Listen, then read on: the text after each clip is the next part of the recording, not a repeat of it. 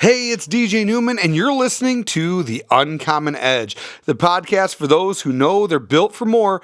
And if you're tired of chasing approval and ready to build something real, this episode is for you.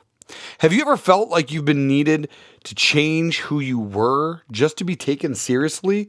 Like success only comes when you play the game and show up like everyone else is?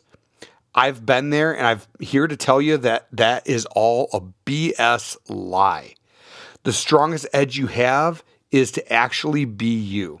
Today, we're unpacking the trap of clout chasing and how to reclaim your authenticity might be one of the biggest business and life moves you are going to make today or in your life.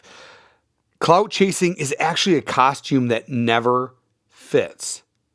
Have you ever walked into a room that feels like you have been put, like you have to put on an act to actually fit in?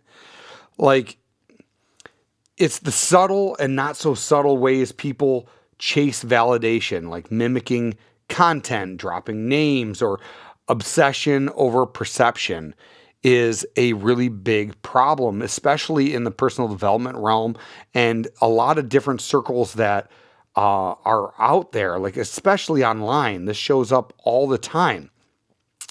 And, you know, I want to even like share some vulnerabilities of when this was something that I was even doing. I'll never forget, I had an opportunity to get involved in some business stuff. I was spending a lot of money. I was in the 10X community, and I was doing all this type of stuff. And when you're in these things, you're seeing a lot of loud personalities, and you see a lot of people getting attention. And in order for them to get attention, they were putting on these big peacocking things. Well, that eventually led to me going to be able to speak in an event in Dubai. And when I did that, instantly I was like, well, man, if I'm going to be on stage, I have to do this certain thing. So I remember going to the Louboutin store and picking out a pair of shoes, the red bottom shoes or whatever, because I saw, you know, that was the thing like Brandon Dawson was wearing, and all these other big figures were wearing these designer shoes. And I'm like, well, I got to do that. Now, any of you that actually know me know that spending, you know, $1,200+ on a pair of shoes is just asinine in my like own core values. But if you're going to be the part, you got to play the part. So I went and I went to the store and picked out a pair of shoes, spent that on a pair of shoes, and I wore them, and that was all good. And I'd be lying to you if I didn't say that, like, finally pulling the trigger on doing the thing because I was in a position that I could do that did feel good. However, what didn't feel good were those damn shoes. Any of you that have actually worn a pair are knowing that they're like some of the most uncomfortable shoes you will ever wear in your life. It's not like you're putting on a pair of Skechers with orthotics in that are actually comfortable. No, they're absolutely horrible. And then like the whole time you're wearing them, you're like, oh, I'm scuffing them, or I'm this, that, or the other. And I'll never forget, we had an opportunity to go on a mansion tour while we were there, and the bus that we were on that was shipping all the people to this mansion wasn't able to get close for some reason, and we had to walk on like this cobblestone. I remember being in these shoes, and I was like, oh my God, I got to walk all over this cobblestone. I'm going to mess these shoes up. And I'm thinking to myself now, like at the time I was all worried about it because I'm like, oh, I'm going to screw up these expensive shoes. But now thinking about it, I'm like, how stupid is that? They're shoes. They're meant to be worn and scuffed up and this, that, and the other. And, but you know, I had the custom suit. I had all these things that were going, to fit in, and it was me, but it wasn't me. It was a shell of me, which is really, really weird. Like my personality was coming out, right? And don't get me wrong, I like putting on a nice custom suit. Like you feel really good about yourself when you're doing it. And there's a time and a place to be that and do that. But when you're doing it for like not the right reasons, it feels off. It feels like a costume. So like, it's a matter of like how to do this in a way without copying someone else's blueprint so that way it can build your dream. Like, there's a difference between inspiration and imitation is what I'm getting at here. I was doing that thing because I was, I guess, imitating those that I saw in success. And, I constantly heard like Brandon talk about model, mimic, master, model, mimic, master. And I didn't understand the true concept of what that meant until I actually went through and made the mistakes that I had to make to do the things. And part of that was going through this experience. And copying someone else's blueprint won't actually build your dream is the thing that I need you to understand. The danger of trying to mimic your mentor is actually, instead of learning from them, that's what you really want to do, is learn from them rather than mimic them, because where they are isn't where you currently are. It might be down the road, but you need to instead learn from the core whys of what it is that they're doing. And that's where the true power actually lies, is in understanding the why they're doing what they're doing and the concepts behind why they're doing what they're doing. That ultimately ends up bringing on the more powerful aspects rather than actually mimicking what they're doing. It's like a kid that, I have two daughters, right? And it's like your daughter putting on a pair of their mother's shoes, like their high heels or whatever, that don't fit, and they're playing dress up, and all the things aren't fitting appropriately, but they're doing what they see the others doing. And everybody kind of like laughs, oh, that's cute, and that's type of stuff. Well, that's what's happening in the business world as well. Like, you're doing the thing, and I see some big names even model mimicking and doing those things. And that is really glaring when those types of things happen. Now, there is no original thought. I want to really put that out there. I truly believe there's no original thoughts. I think there's content or thoughts that might be underdeveloped that people come out and bring more context to and maybe say it in a different way that resonates with you more. But a lot of these thoughts come from the Bible or really, really old documents that just keep resurfacing and readapting into whatever the culture is spinning at that time. And one of the ways that I started seeing this is by going into like the origins of the content. For example, last episode I talked to you about Darren Hardy and how I ended up buying his insane productivity program. And Darren Hardy talks about his mentor, Jim Rohn, all the time. Tony Robbins talks about Jim Rohn as well often. And so I started getting curious. I'm like, who's this Jim Rohn guy? So years ago, I started diving into Jim Rohn content. And as I'm reading his books and listening to his seminars and doing all those things and getting the same words spoken into me and breathed into me that Tony Robbins and Darren Hardy were getting, I started hearing Jim Rohn start to talk about Earl Shoaff. And then I'm like, all right, who's this Earl Shoaff guy? So I started digging into Earl Shoaff stuff, got some of his books, started listening to his content, and Earl Shoaff started talking about this guy by James Breckinridge Jones. So then I started reading his books, and he didn't have any audio stuff at that time, but like, and that ended up just going down a rabbit trail. He started referencing the Bible. And it's really interesting to see how old school thought has inspiration without imitation, because each one of those people are unique in their own right. That's what made them so powerful, because they were able to bring their own character, their own sense of value to the table while discussing the same type of ideas.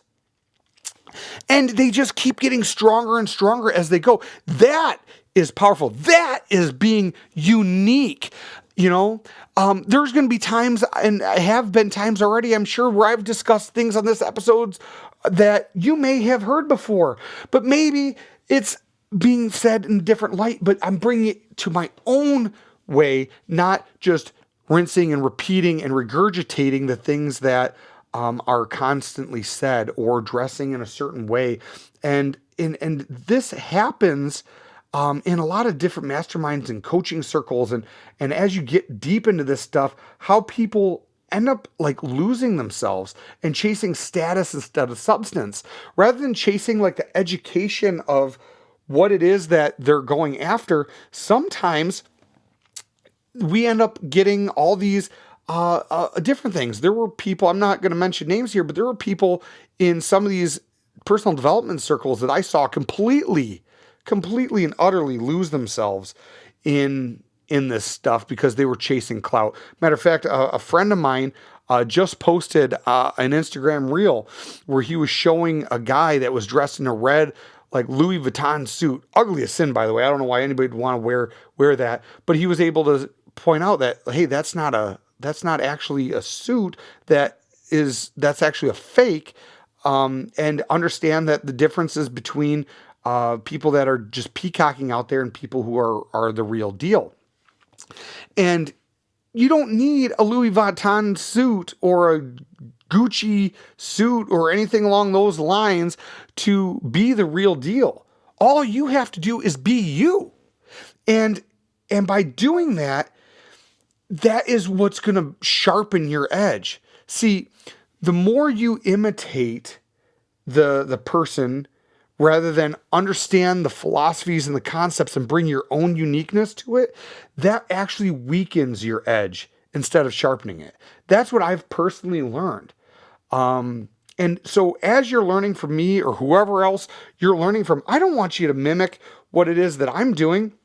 I want you to bring your own unique flair from it. Hopefully this inspires a whole other plethora of things that adds value to the ideas that we're spitting here.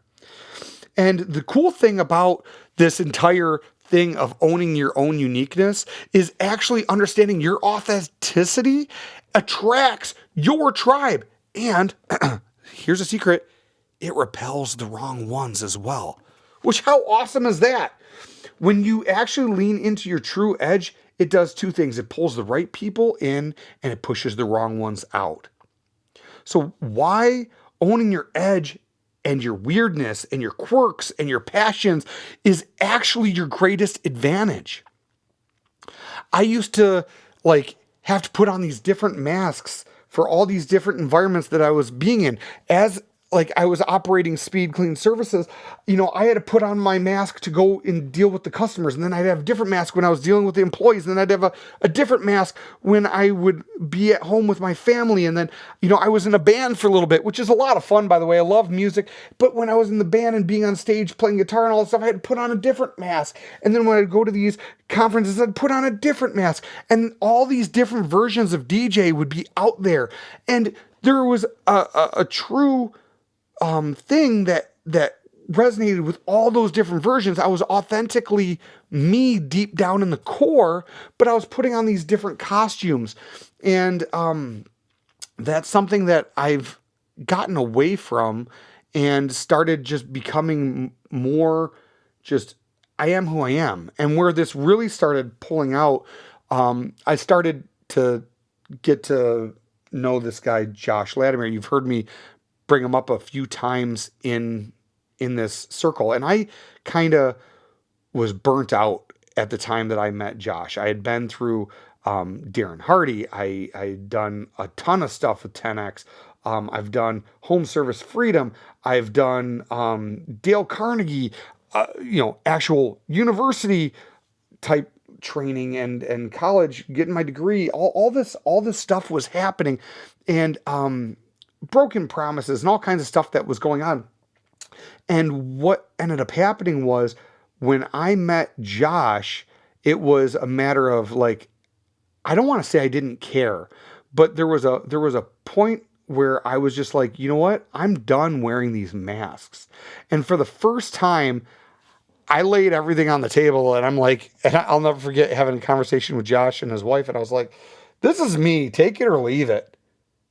And I was expecting them to be like, leave it, right? It was a imposter syndrome or whatever that I was dealing with at the time.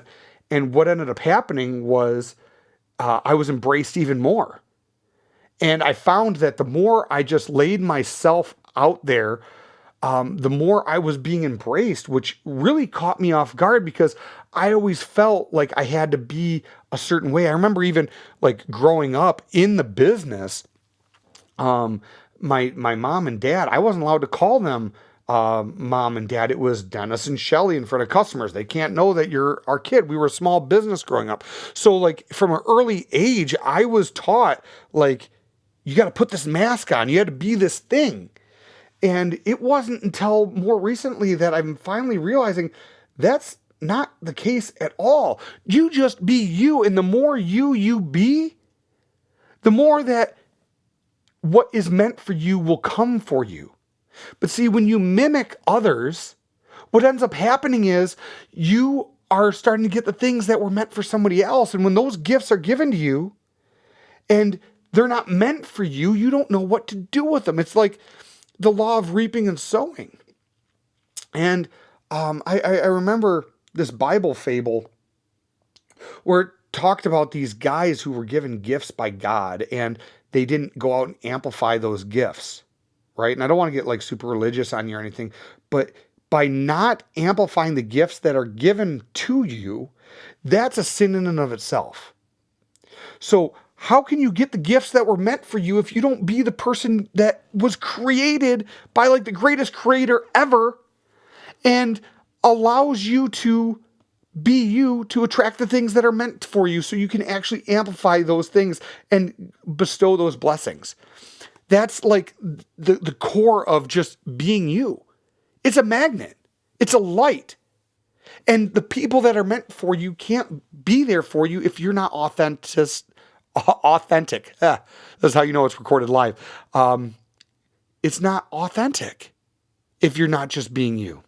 So when everything is magnetic, how this changes everything in your life.